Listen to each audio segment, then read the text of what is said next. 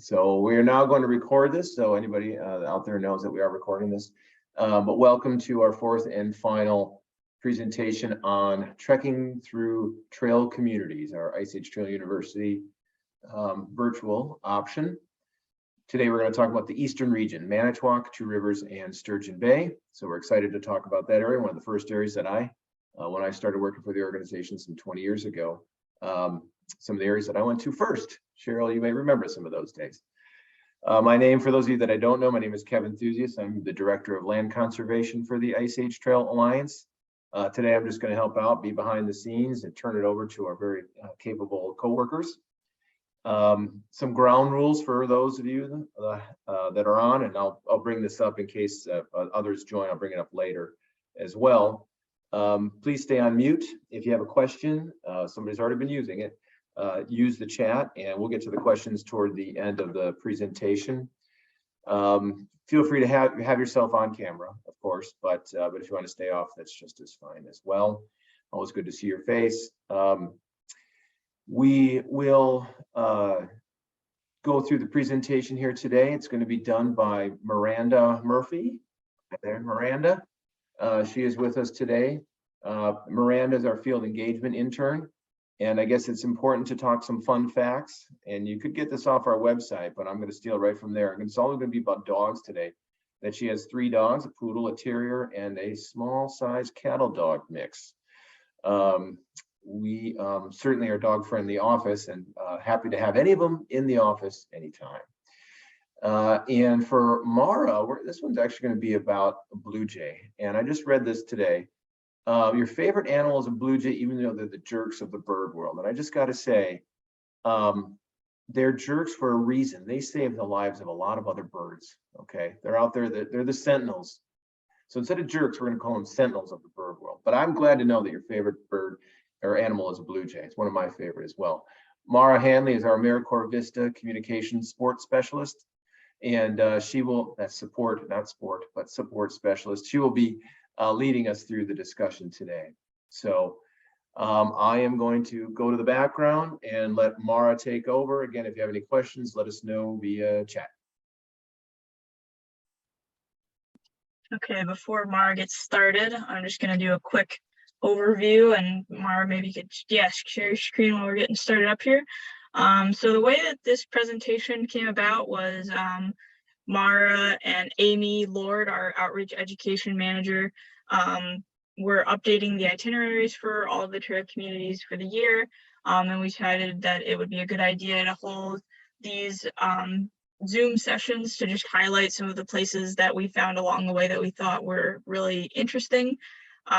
This is also ramping up for our Mammoth Hike challenge, so that would be a great opportunity to go out and visit these trail communities. So the way that the presentation is broken down is that first you'll see some of the pics that this IATA staff found. So all of the ones today Mara will be presenting. And then we also have some local favorites where people from the chapter called in and told us some little gems that they thought would also be important to add into this presentation. So I will let Mara take it away. Awesome, thank you. Kevin already introduced us, but here we are again.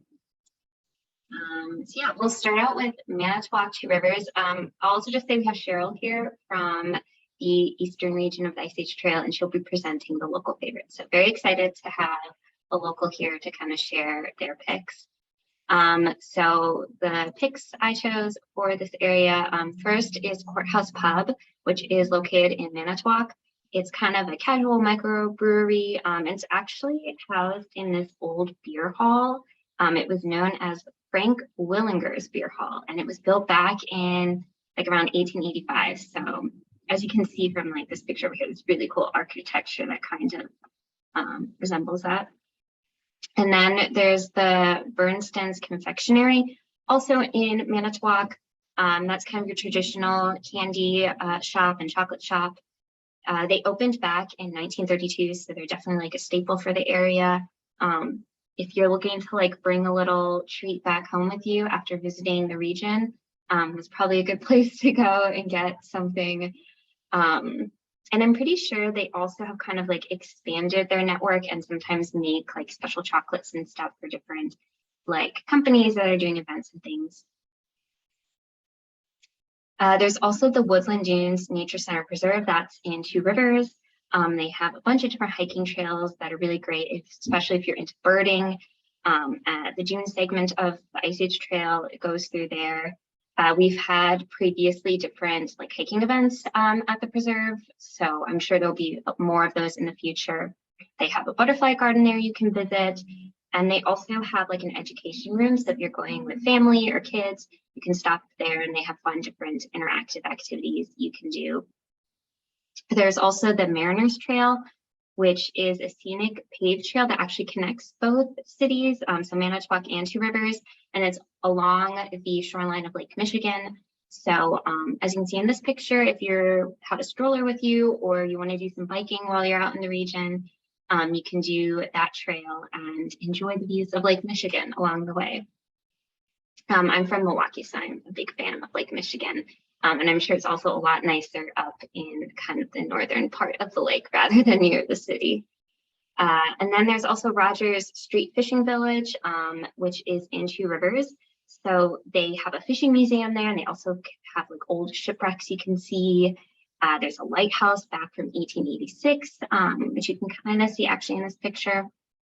And in the museum, there's a bunch of different artifacts from these shipwrecks, commercial fishing, and they offer group tours as well. So if you're going with like a bigger group and you're looking for activities to do before or after hiking, that is an option. And so these are some local favorites that Cheryl picked. So Cheryl, if you want, you're welcome to unmute yourself and talk a little bit about these. Okay, well, the first picture shows the Wisconsin Maritime Museum with the cobia, a refurbished World War II submarine. It represents the submarine industry in Manitowoc, which launched many of the submarines that were used in World War II. Although the cobia was not actually built in Manitowoc, again, it's a representation. And you can tour it. It is a fascinating tour to imagine how many people they had on that sub and how little space they had. One of the kind of interesting things was, of course, showers on a submarine were very limited. So the only person that got to take a shower every day was the cook. And some of the submariners say that when at the initial start of their deployment, they would keep, stocks of food everywhere, including in the showers and under tables and everything, because storage was very, very limited. And so were the bunks. They were called hot bunks because the first shift would go on duty and people would be sleeping, and then the second shift would come and they would just trade the same bunk. So somebody was always sleeping in that bunk at all times. So the cobia is a fun and unusual, and I think unique experience in Two Rivers. The next picture is the statue of the spirit of Two Rivers. I don't know much about the artist. Obviously, it's supposed to represent the Native Americans who were here first and did travel by canoe. Areas around here, they often were a bit nomadic. They would travel to the lake area to do the fishing and then travel inland for hunting and gathering of fruits that they would actually, cranberries and blueberries are the two Native American fruits that they would have gathered. You can also see the lighthouse. You can walk out there. I haven't done it recently, and you can watch the SS Badger come into Manitowoc. The SS Badger goes from Manitowoc to Ludington on the Michigan side. And an interesting side note is that my grandfather was the president of Christie Corporation, and that the SS Badger was built in Sturgeon Bay by my grandfather's company in 1952. So that takes passengers and cargo. It's fun to watch them load these huge semis into the hull and how they can maneuver in a very cramped and small space. It's nice to stand out on the deck. I will say I did the evening travel and didn't anticipate how wet it would be because it was a lot of condensation. So my granddaughter and I had to go inside because we were sopping wet trying to use the lawn chairs out on the deck. But again, it's a pleasant trip if the weather's nice and interesting and unique. I think it is on the registry of historic places or historic sites. So that I think takes care of Two Rivers. Did you have any questions? Or okay.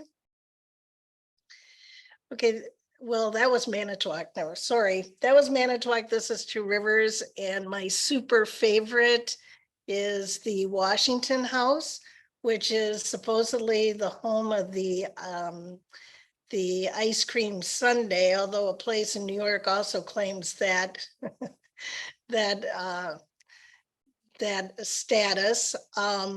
It has an old bar. It was a rooming house at one time. There's a ballroom upstairs, which is fascinating because it has murals on the walls, and they used to have weddings. I've been there for a Civil War dinner, so they still use that room. There are rooms that are replicas of rooms, like one is a dentist's office. At the turn of the century, it basically looks like a torture chamber because of the instruments they were using. Another side note is that Charlton Heston married a woman from Two Rivers. So there's a lot of memorabilia about Charlton Heston. They do serve ice cream from a local factory. The Cedar Crest ice cream is made in Manitowoc, actually. And there's, I don't have a picture of that, but they have a huge cow in front of their factory. So we always say we're going to the big cow to have ice cream. So the Washington House it sits right on the corner where the Ice Age Trail turns on 17th Street. So it is right on the trail, so you can't miss it. And like I said, it is a museum. It has a little bit of a gift shop, ice cream, an old-fashioned bar, and then of course the unique upstairs with the murals and ballroom, which is interesting. The other pictures show Nishoto. I always called that the happening beach. I see in the picture there's a lot of shoreline. A couple of years ago, the shoreline, because of the high rise in water on Lake Michigan, had shrunk. So they took out a lot of the volleyball nets and things. And they also used to have over Labor Day kites on the lake shore. They now have that over at the high school, but it used to be on Nishoto Park, which the water is fairly shallow. However, because it is Lake Michigan, I don't really swim in it very often. My grandkids do, but I don't. So, and it's right on the Ice Age Trail. You walk along on a sidewalk right next to the beach. So if you're hiking and you're feeling a little hot and overwhelmed, you can take your shoes off and hike along the beach. And then just a little bit north of Nishoto, the trail does go onto the beach with a 2.1 mile walk along the beach. And I know a lot of hikers talk about how they really, really love that section. Of course, when the weather's nice, it's great. And now there is a bit of a construction thing, so the walk along the beach is a little longer. Yet again, that seems to be a highlight of a lot of the hikers that are either doing segment hikes or through hikes. I'm not sure what that other picture is. I'm assuming that's a picture of the area that you would hike north of Nishoto. So. Awesome, thanks. So next we have Sturgeon Bay. So these are some pics I came up with. I actually got to go to Sturgeon Bay back in July for work. So myself and two other coworkers got to go and celebrate Arlette Lawn, who was the first known woman to hike all 11 National Scenic Trails. The Ice Age Trail was her last National Scenic Trail she had to do. So we got to go and kind of congratulate her at the Eastern Terminus in the state park it's located in. I'm blanking on the name for some reason. And I've been really itching to go back. So I hope I can at least make it during Mammoth Hike Challenge. But actually, as you drive into Sturgeon Bay, there's Scaturo's, I believe that's how you pronounce it, baking company and cafe. So it's a very quaint little bakery and restaurant, actually. So they have, baked goods, coffee, and a cool feature, which I thought was nice, especially if you are staying in the area like overnight or something, is they have family meals that you can take home and heat up. So that is good if you're on like a time crunch, or also sometimes like you're staying in a hotel and there isn't like options to cook food. You can just, there's usually a microwave available that you can use to heat up the food. And there's also Novel Bay Booksellers, which is a cute little local bookstore. They sell audiobooks there. So I know some people like to listen to something as they're hiking or walking. So you can buy an audiobook and listen to that as you're hiking the trail. And have a bunch of different collections of books, and both featured in their website and in store. They have like a section for regional and local authors. And then Bayshore Outfitters, which is also a local favorite that Cheryl mentioned in her email to me. They sell outdoor clothing, and they have kayak rentals and tours that you can do. So again, if you're staying a little bit longer after your hike, or even before your hike, and you're looking for things to do in the area, Lake Michigan is like literally right there, especially right by Bayshore Outfitters. It's like a block away. So you can go and do some kayaking in the lake. And they do have Ice Age Trail merch. So if you are wanting another place to bring a souvenir home from, that's a good option. And then I think a lot of people know that Sturgeon Bay, Door County area is known for their cherries. So there's 2 different orchards there that cherry picking season is in summer, so it has passed.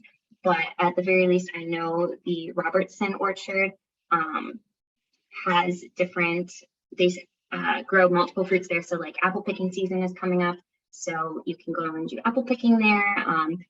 I think both places also have like a little market area, so they'll pick the fruit for you, and then you can go and get it and bring it back home with you. And these are both pretty old farms, multiple generations of family-owned farms. One of my favorite activities in the fall is like apple picking, so I love finding places to do that. And even though our presentation is kind of talking more about activities to do during the Mammoth Hike Challenge in October, if you are going back to the area in the summer and you want to pick some of your own cherries, these are 2 orchards you can do that. So here are some local favorites that Cheryl mentioned.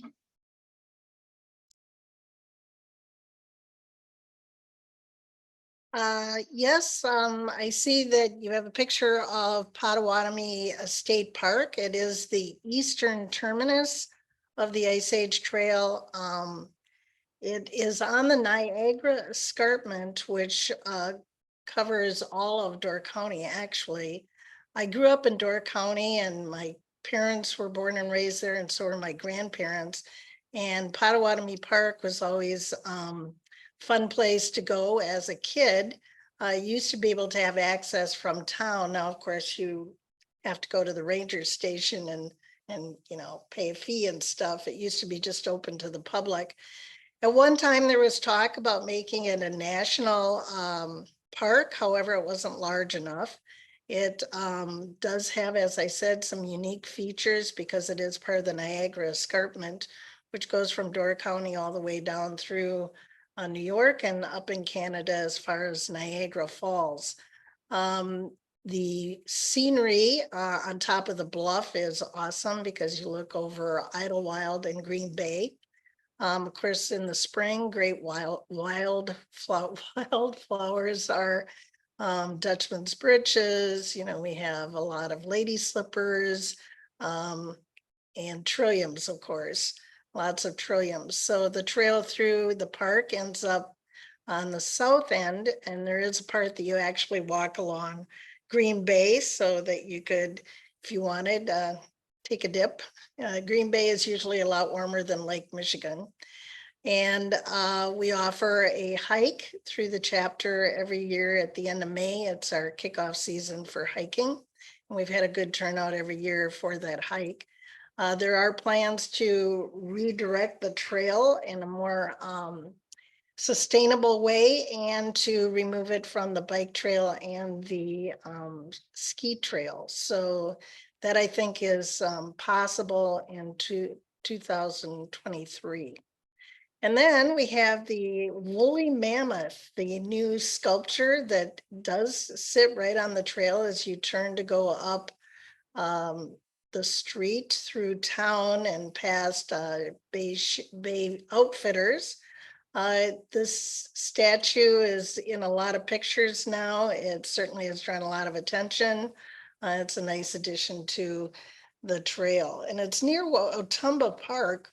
Potawatomi Park, they've done a lot of renovating of the park, and there's a small beach there that actually is one of the places I learned to swim. We lived in a house near Potawatomi for a while. So lots of family memories for me, and some new and good additions to the community in terms of highlighting the fact that they are a new trail community and the fact that it is part of the eastern terminus.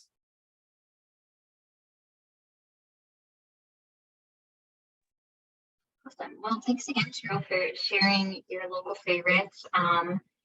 We obviously are doing this presentation as kind of a kickoff for our Mammoth Hike Challenge. So we just want to remind you to sign up for the challenge.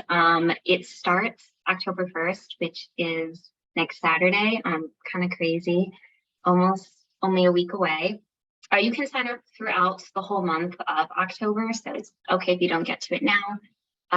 But these presentations are kind of a great way to help you start to plan your hikes. So we really encourage people when they are out on the trail in our trail communities to stop in town, support local businesses in the area. We also usually ask that you mention that you are hiking the Ice Age Trail when you are stopping in these communities. It's a great way to kind of raise awareness about the trail. A lot of times, a good amount of people don't even know the trail is like right in their backyard when they're hiking out and about and stuff. And there's a lot of different events going on throughout the month of October to help you get out to these communities, get some miles in. Our website calendar is being updated really regularly now because these events are coming in pretty quickly. But for Manitowoc to Rivers, there's a presentation at Leicester Public Library on September 28th, which is exploring the Ice Age National Scenic Trail. So that's a really great introductory presentation about the Ice Age Trail. You can get maps and some other materials to help you start to plan your hikes. But as I said, there's a variety of events going on throughout October. So if you are looking for more events, you can go to iceagetrail.org/events. This presentation will also be uploaded at some point on our website, and all of these underlined portions of the text have hyperlinks to them, so you can really easily go to the websites for like any of the places we mentioned or pages on our website. So yeah, I just want to thank you all again for attending, and Cheryl for talking about her favorites. It's really nice to have that like insider perspective, especially because she's been to so many of these places and provides like a firsthand perspective. Again, we do have a full list of our trail community itineraries on our website. They're on the Mammoth Hike Challenge page if you kind of scroll down to the bottom. And if you're wanting to kind of go dive in deeper to the Manitowoc to Rivers area and the Sturgeon Bay area, those itineraries have like a full list of different shops and restaurants and attractions that are really great in the area. So, yeah, Miranda, did I miss anything else to add? No, I think you covered it all. Okay. Yeah, I will stop sharing my screen now, but we have time for questions if anyone has any questions. Okay, we've got Stephanie on there. She did say, she sent a nice chat just saying thank you. Really enjoyed learning about the trail communities and traveling through Wisconsin. This is such a Ice Age Trail does provide such a great way to access some of these areas that you might not otherwise get to. So hopefully folks enjoyed that about today's presentation. I actually learned quite a bit today. I've been on this segment for decades and in some of those places, but I learned a lot today. So thank you for that. I will ensure that we get the recordings out, right, Miranda? We'll get the recordings out via an email link, and folks will, I'm sure a lot more folks will have a chance to look at it at that point. Sound good? All right. Well, thanks everybody today for coming in. Really appreciate you taking part of our IATU virtual with the trail communities in the eastern segment of the state, and look forward to seeing you on the trail. Bye, everybody. Bye.